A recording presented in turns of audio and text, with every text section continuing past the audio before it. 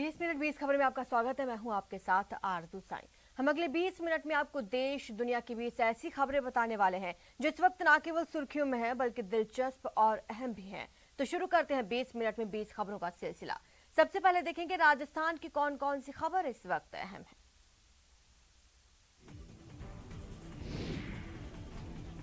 ये भीड़ न दवा के लिए है न दारू के लिए। यहाँ जमा लोगों की ना तो लॉटरी लगी है और ना यहाँ लोगों को कोई इनाम मिलने वाला है। यहाँ जमा लोग तो अपने खेतों में डालने के लिए डीएपी खाद लेने आए हैं। डीएपी खाद के लिए उर्वरक की दुकान पर मारामारी कर रहे ये भरतपुर के किसान हैं, जो डीएपी खाद की एक एक बोरी के लिए घंटों लाइन में खड़े होने को मजबूर हैं। बताया जा रहा है कि भरतपुर में इन दिनों डीएपी खाद की पूर्ति नहीं हो पा रही। डीएपी नहीं मिलने की वजह से किसान समय पर फसल की बुआई नहीं कर पाएंगे। ऐसे में वो बेहाल हैं। यहाँ के किसानों का कहना है कि 15 दिनों से यहाँ ऐसे ही हालात हैं। कई बार अधिकारियों से इस बारे में बात की गई, लेकिन अब तक डीएपी खाद की यहाँ आपूर्ति नहीं हुई है। खाद की परेशानी है, डीएपी खाद नहीं मिल रहा है। सुबह 6 बजे यूरिया भी नहीं मिल रहा है। सुबह 6 बजे से लाइन में लगे हुए हैं। भूखे प्यासे भोजन भी नहीं करो। यहाँ जिला परिषद की पहली बैठक में भी खाद का मुद्दा उठाया गया था और उस दौरान ये भी आरोप लगे थे कि डीएपी की ब्लैक मार्केटिंग हो रही है, लेकिन उसके बाद भी किसानों की समस्या का कोई हल नहीं हुआ।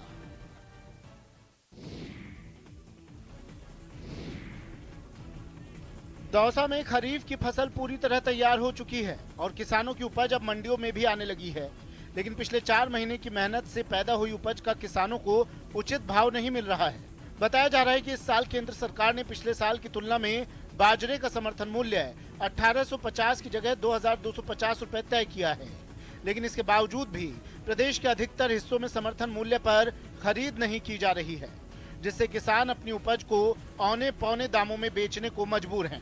ऐसे में सरकारी खरीद केंद्र पर 2250 रुपए में बिकने वाला बाजरा अब बाजार में 1000 से लेकर 1300 रुपए प्रति क्विंटल तक बिक रहा है। मेहनत अतेक होगी भाई साहब, इसका जे बीज बोयो जे कीट जुताई का पीसा को पट रहा 1100 रुपया हम बाजरो बकरियों से कहीं को बचरियो सरकार काउंटर खोल कैसे जेब को खोले। किसानों की इस परेशानी को देखते हुए दौसा के कांग्रेस के विधायक मुरारी लाल मीणा ने मुख्यमंत्री अशोक गहलोत को पत्र भी लिखा है। मैंने कल रात को ही माननीय मुख्यमंत्री महोदय को चिट्ठी भी लिखी है और हमारी आपके माध्यम से सबकी मांग है और तुरंत सरकार उचित मूल्य पे जो हमारा समर्थन मूल्य है हमारा उस पर बाजरे की खेती चालू करे ताकि किसानों को उनकी फसल का उचित दाम मिल सके। सीसीटीवी तस्वीरों में जो कुछ नजर आ रहा है उससे इतना साफ है कि 3 नकाबपोश बदमाशों ने 2 लोगों को हथियार के दम पर बंधक बनाया और फिर उनके पास से नकदी लूट कर फरार हो गए। लूटपाट की ये सीसीटीवी तस्वीरें बूंदी जिले से आई हैं। बताया जा रहा है कि बूंदी तालेड़ा थाना क्षेत्र के लक्ष्मीपुरा श्री किसान सेवा केंद्र पेट्रोल पंप पर शनिवार की देर रात बाइक से आए 3 नकाबपोश बदमाशों ने लूटपाट की। पुलिस को जो तहरीर दी गई है और जो कुछ तस्वीरों में नजर आ रहा है उसके मुताबिक रात में पेट्रोल पंप के अंदर 2 लोग बैठकर काम कर रहे थे। इसी दौरान अचानक से 3 नकाबपोश बदमाशों ने उन पर धावा बोल दिया। इन बदमाशों ने एक शख्स की कनपट्टी पर पिस्तौल रखी और दूसरे ने चाकू दिखाकर दूसरे को डराना शुरू किया। इसी बीच तीसरे शख्स ने जानलेवा हमला करने की कोशिश की और फिर उसकी टेबल के ड्रॉअर में रखा कैश लूटकर फरार हो गए। पेट्रोल पंप कर्मचारियों के मुताबिक लुटेरे 1,06,000 रुपए लूटकर ले गए हैं। इस सीसीटीवी फुटेज और कर्मचारियों के बयान पर पुलिस ने पूरे मामले की जांच शुरू कर दी है। चलिए अब देख लेते हैं कुछ अन्य राज्यों की खबरें। यूपी के लखीमपुर खीरी कांड में केंद्रीय गृह राज्य मंत्री अजय मिश्र के बेटे आशीष मिश्र को एसआईटी ने गिरफ्तार कर लिया। इसके बाद आशीष को मजिस्ट्रेट के सामने पेश किया गया, जहां उसे 3 दिन की न्यायिक हिरासत में भेज दिया गया। गिरफ्तारी से पहले इस मामले की जांच कर रही एसआईटी ने आरोपों में घिरे आशीष मिश्र से करीब 12 घंटे लंबी पूछताछ की, लेकिन इस पूछताछ में उसने सहयोग नहीं किया, जिसके बाद उसे गिरफ्तार कर लिया गया। वो एसआईटी के सवालों का जवाब नहीं दे पाए। एसआईटी ने अब उन्हें लिखा पढ़ी में अपनी जांच का हिस्सा बना दिया है, एफआईआर यानी अरेस्ट कर दिया है, उनकी गिरफ्तारी दिखा दी है। आशीष की गिरफ्तारी होते ही क्राइम ब्रांच दफ्तर के बाहर पुलिस की तैनाती बढ़ा दी गई और फिर उन्हें कड़ी सुरक्षा के बीच मजिस्ट्रेट के सामने पेश किया गया, जहां से उसे 3 दिन के लिए जेल भेज दिया गया। जेल भेजने से पहले आरोपी आशीष की मेडिकल जांच कराई गई। इस मामले में अगली सुनवाई सोमवार को होगी। आपको बता दें 3 अक्टूबर को लखीमपुर में हुई घटना में 4 किसानों समेत 8 लोगों की मौत हो गई थी, जिसके बाद से ही आशीष मिश्र की गिरफ्तारी की मांग उठ रही थी। पंजाब के कई शहरों में सख्ती के बावजूद किसानों ने पराली जलाई। पिछले कई सालों से ठंड की शुरुआत से पहले यानी कि अक्टूबर और नवंबर के महीने में दिल्ली एनसीआर में प्रदूषण इस स्तर पर पहुंच जाता है कि सांस लेना मुश्किल हो जाए। पराली जलाने से होने वाला धुआं इसकी एक बड़ी वजह रही, जिसे जलाने से रोकने के लिए कड़े नियम भी बने थे। लेकिन पंजाब के कई शहरों में किसानों ने उन नियमों की परवाह नहीं की। अमृतसर भी उन्हीं में से एक है, जहां किसानों ने खेतों में पराली जलानी शुरू कर दी, जिसके बाद इतना काला धुआं हुआ कि आर पार देखना मुश्किल हो गया। किसान पराली जलाते रहे और हवा को जहरीला बनाने वाला धुआं आसमान में उड़ता रहा। इस बारे में किसानों से वजह पूछी गई तो उन्होंने अपनी मजबूरियां गिनवा दी। जी साडा कोई हल ही नहीं है। सरकार ने सोचा अजे तक ना पंजाब सरकार ने सोचा ना सेंटर सरकार ने सोचा। खर्चा 7-8 हज़ार रुपया खर्चा आ जाता किले ते पराली कड्ढण ते बहुत टाइम लगता।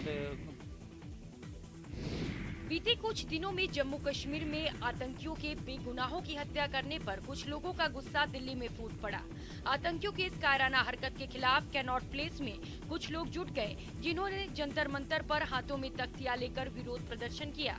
प्रदर्शनकारियों ने जम्मू कश्मीर में बीते 7 दिनों में हुई 7 हत्याओं के खिलाफ आवाज उठाई। प्रदर्शन कर रहे लोगों ने सरकार से आतंकियों की कायराना हरकत का करारा जवाब देने की मांग की। साथ ही प्रदर्शन कर रहे इन लोगों ने सरकार से आतंकियों के खिलाफ मोर्चा खोलने की भी मांग की। कश्मीरी पंडितों को फिर से वहां पर मारा जा रहा है कश्मीर में, और 32 साल से ये जेनोसाइड चल रहा है। इस मुद्दे पर माहौल बिगड़ ना जाए, इसीलिए वहां सुरक्षा बल के जवान भी तैनात दिखे। दरअसल पिछले कुछ दिनों में जम्मू कश्मीर में कश्मीरी पंडितों समेत सिख समुदाय के कुछ लोगों के मारे जाने के बाद जम्मू कश्मीर का माहौल एक बार फिर तनाव से घिर गया है। लोगों के जहन में इन हिंसक घटनाओं को लेकर कई सवाल उमड़ रहे हैं, जिसकी चिंगारी दिल्ली के जंतर मंतर पर जुटे इन लोगों में उठी। ये वजह रही कि न्याय की मांग कर रहे इन लोगों ने इस तरह अपना विरोध जताया। बिहार के पटना में नेशनल हाईवे 30 पर एक बेकाबू ट्रक ने एक मोटरसाइकिल सवार को कुचल दिया। इस बात से भड़के लोगों ने हाईवे जाम कर खूब हंगामा और आगजनी की। इस हंगामे की सूचना मिलते ही पुलिस टीम वहां पर पहुंची और हालात पर काबू पाने की कोशिश की, लेकिन गुस्साए लोगों ने पुलिस पर पथराव कर दिया। लिहाजा हालात पर काबू पाने के लिए पुलिस को हल्का बल प्रयोग करना पड़ा। पुलिस के डंडों से बचने के लिए कुछ लोग वहां से भाग खड़े हुए, जबकि बाकी लोग हाईवे पर डटे रहे। भीड़ में शामिल कुछ लोगों ने उस ट्रक को भी आग के हवाले कर दिया, जिससे ये हादसा हुआ। फौरन ही वहां फायर ब्रिगेड की टीम पहुंची और उसने ट्रक में लगी आग पर काबू पाया। पुलिस वालों ने हंगामा कर रहे उन लोगों को समझाने की कोशिश भी की, मगर गुस्साए लोग पुलिस वालों से ही उलझ गए। बड़ी मुश्किल से पुलिस ने शव को कब्जे में लेकर उसे पोस्टमार्टम के लिए भिजवाया। अभी जो एक्सीडेंट है उसमें बाइक सवार एक व्यक्ति की मृत्यु हुई है और एक गंभीर रूप से घायल है, जिसका इलाज हॉस्पिटल में चल रहा है। इस हादसे और हंगामे की वजह से नेशनल हाईवे 30 पर काफी देर तक जाम लगा रहा, जिसे खुलवाने में पुलिस को काफी मशक्कत करनी पड़ी। मध्य प्रदेश के टीकमगढ़ से चौंकाने वाली कुछ तस्वीरें सामने आई हैं। वहां एक चुनावी सभा में लोगों के बीच खाने के पैकेट लूटने की होड़ मच गई। पृथ्वीपुर विधानसभा सीट से बीजेपी उम्मीदवार शिशुपाल यादव की इस चुनावी सभा में मुख्यमंत्री शिवराज सिंह के अलावा पार्टी के कई नेता पहुंचे थे, लेकिन जैसे ही वो लोग वहां से रवाना हुए, लोग उस गाड़ी पर टूट पड़े जिसमें उन्हें बांटने के लिए खाने के पैकेट रखे थे। उन्होंने ज्यादा से ज्यादा पैकेट लूटने के चक्कर में सामान ढोने वाली उस गाड़ी को चारों तरफ से घेर लिया। खाने के पैकेट लूटने के लिए वो उस पर चढ़ गए। केवल पुरुष ही नहीं, महिलाओं, बच्चों और बुजुर्गों ने भी इस रेस में खुद को किसी से कम नहीं आंका। वो भी पूरे जोश से खाने की लूट में शामिल हुए। इस भीड़ में कुछ लोग तो ऐसे भी दिखे जो गाड़ी में चढ़ गए और वहां से नीचे मौजूद अपने जानकार को खाने का डिब्बा पकड़ाते नजर आए। मुख्यमंत्री शिवराज सिंह चौहान की चुनावी सभा के बाद आप देख रहे हैं कि जो खाना के लिए जो भीड़ है, पैकेटों की भीड़ लगी हुई है, जो पैकेट ले लेकर लोग जा रहे हैं खाना के लिए। बहुत ही मारामारी हो रही है। उत्तराखंड में 2022 के विधानसभा चुनाव में बस कुछ महीने बचे हैं, लिहाजा यहां सियासी दलों के नेता जनता के बीच चुनाव प्रचार के लिए उतर चुके हैं।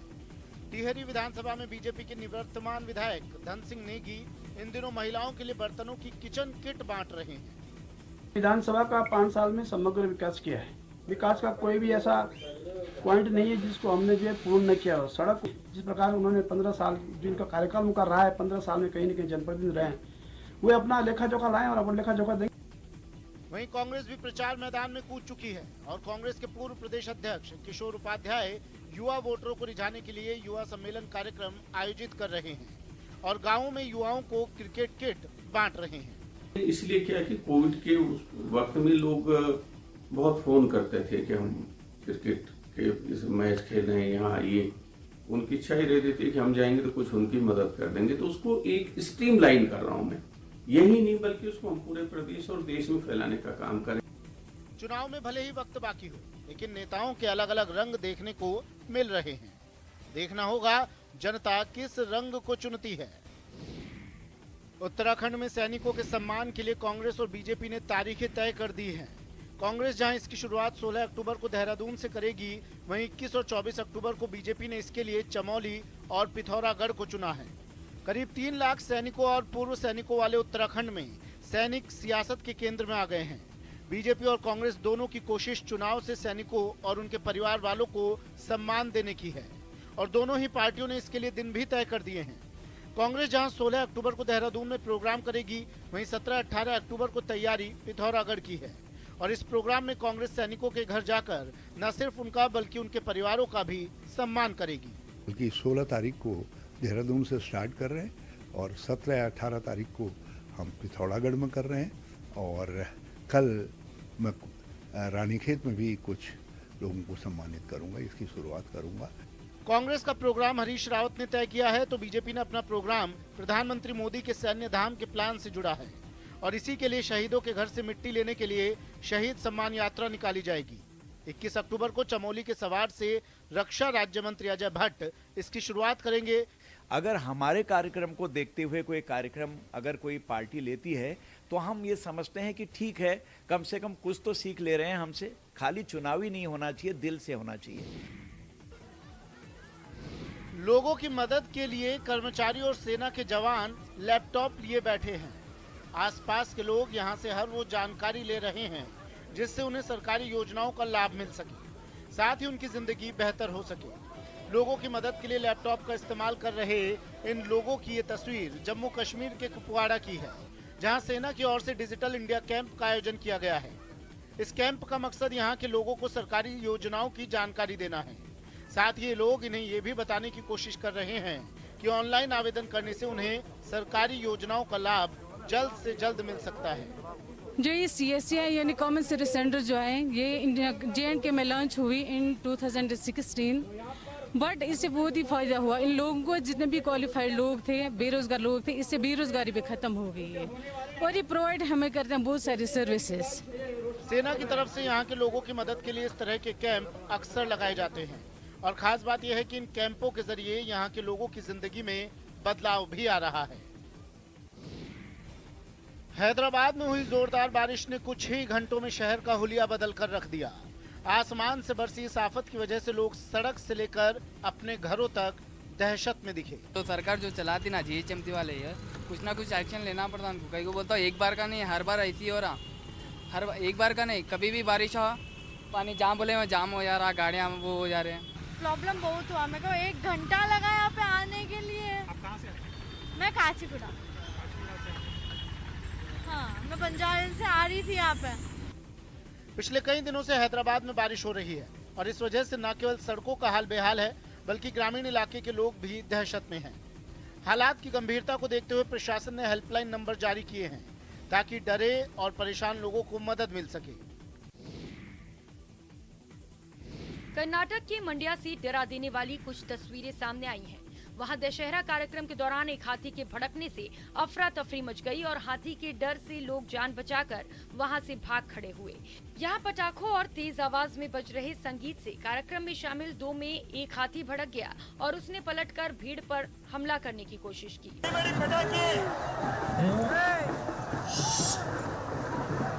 ये देख आसपास मौजूद लोग फौरन अलर्ट हो गए और उन्होंने इधर उधर भागकर अपने आप को बचाया, जबकि हाथी के बेकाबू होते ही महावत और उसके साथियों ने फौरन उस पर काबू पाने की कोशिश शुरू की, मगर गुस्साए हाथी पर काबू में इन लोगों के पसीने छूट गए। जैसे तैसे हाथी के काबू में होने के बाद दोनों को भीड़ से दूर ले जाया गया। इस घटना से पहले सजे धजे दोनों हाथियों को मंत्रोच्चार के बीच उन्हें दशहरे के कार्यक्रम में शामिल किया गया। इस कार्यक्रम को देखने के लिए वहां सड़क पर हजारों लोगों की भीड़ मौजूद रही। दरअसल तेज आवाज और पटाखों के शोर से अक्सर हाथी और घोड़े जैसे जानवर भड़क जाते हैं, जिसकी वजह से कई बार हादसे भी हो चुके हैं। ओडिशा की मयूरभंज जिले से डरा देने वाली कुछ तस्वीरें सामने आई हैं। वहां एक जंगली हाथी रास्ता भटककर रिहायशी इलाकों में घुस गया, जिसे भगाने के लिए वन विभाग की टीम बुलानी पड़ी। वन विभाग की ये टीम उस हाथी की रिहायशी इलाके से निकलकर जंगल की ओर खदेड़ने की कोशिश करती नजर आई, लेकिन लोगों की भीड़ और वन विभाग की टीम को देख हाथी इधर उधर भागने लगा, जिसे देख लोग खौफ से भर गए। काफी देर तक ये हाथी उन लोगों को ऐसे ही छकाता रहा, लिहाजा वन विभाग को इस हाथी को खदेड़ने के लिए कुछ दूसरे उपाय भी करने पड़े, लेकिन उनके इन उपायों से वो और भड़क गया और उसने वन विभाग के लोगों को ही दौड़ा लिया। जिस वक्त हाथी को भगाने के लिए वहां कोशिश की जा रही थी, ठीक उसी वक्त वन विभाग के कुछ लोग लाउड स्पीकर के जरिए लोगों को घरों में रहने की हिदायत देते नजर आए। करीब 2 घंटे की कड़ी मशक्कत के बाद वन विभाग की टीम इस हाथी को जंगल की ओर भेजने में सफल रही, तब जाकर इलाके के लोगों ने राहत की सांस ली। जितनी गजब की भीड़ है, यहाँ उतनी ही गजब है यहाँ आने वालों की आस्था। कहते हैं जो भी इस मंदिर में बुढ़िया माई से पूरी श्रद्धा और भक्ति भाव से मन्नत मांगता है, उसकी मुराद जरूर पूरी होती है। हर साल की तरह उत्तर प्रदेश के गोरखपुर के बुढ़िया माई मंदिर में नवरात्र के मौके पर लोगों की भीड़ लगी रही। इस दौरान यहाँ आने वाले श्रद्धालु न केवल बुढ़िया माई की पूजा कर रहे हैं, बल्कि रास्ते में मिलने वाले बंदरों को अच्छा खाना भी खिला रहे हैं। जी, हम बुढ़िया माई दर्शन करने आए हैं इस समय, और हमने बंदरों को मूंगफली भूजा और नारियल खिलाया है, और हमको यहाँ पे आना बहुत अच्छा लगता है। हम हफ्ते में कम से कम 2 चक्कर लगाते हैं यहाँ पे। आपको बता दें कि सनातन धर्म को मानने वाले बुढ़िया माता मंदिर में विशेष आस्था रखते हैं। बुढ़िया माई मंदिर गोरखपुर शहर से लगभग 10 किलोमीटर पूर्व में गोरखपुर कसिया मार्ग पर कुसमही जंगल में स्थित है। खास बात यह है कि माता के 2 मंदिर हैं और दोनों मंदिर के बीच एक प्राचीन नाला है। जब इस नाले में पानी रहता है तो लोग नाव के सहारे इस मंदिर से उस मंदिर की तरफ जाते हैं। गुजरात में कोरोना गाइडलाइंस की वजह से बड़े पैमाने पर गरबा और डांडिया का आयोजन भले ना हो रहा हो, लेकिन इन तस्वीरों से साफ है गली मोहल्ले ही सही, गरबा की वजह से हर वो जगह गुलजार है जहां इनका आयोजन हो रहा है।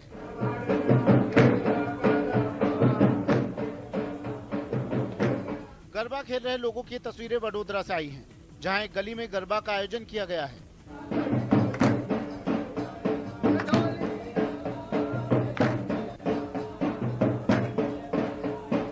खास बात यह है कि यहाँ अलग अलग तरह के संगीत का भी आयोजन किया गया है।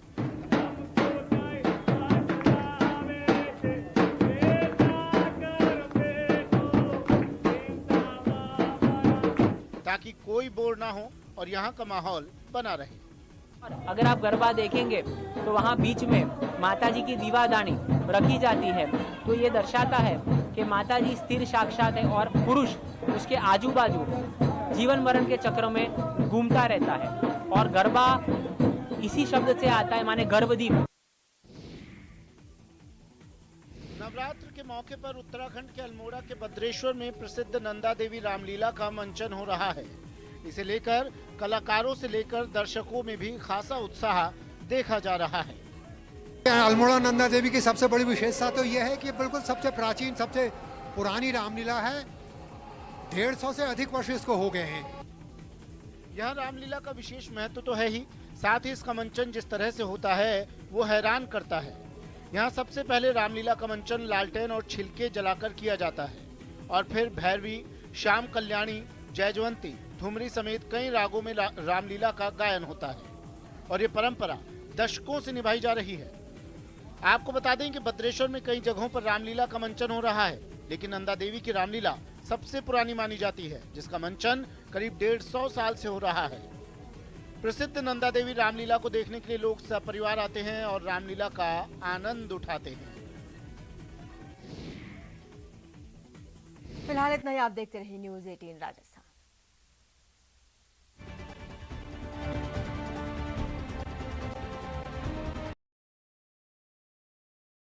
सोशल मीडिया पर एक वीडियो वायरल हो रहा है। वायरल वीडियो में देखा जा सकता है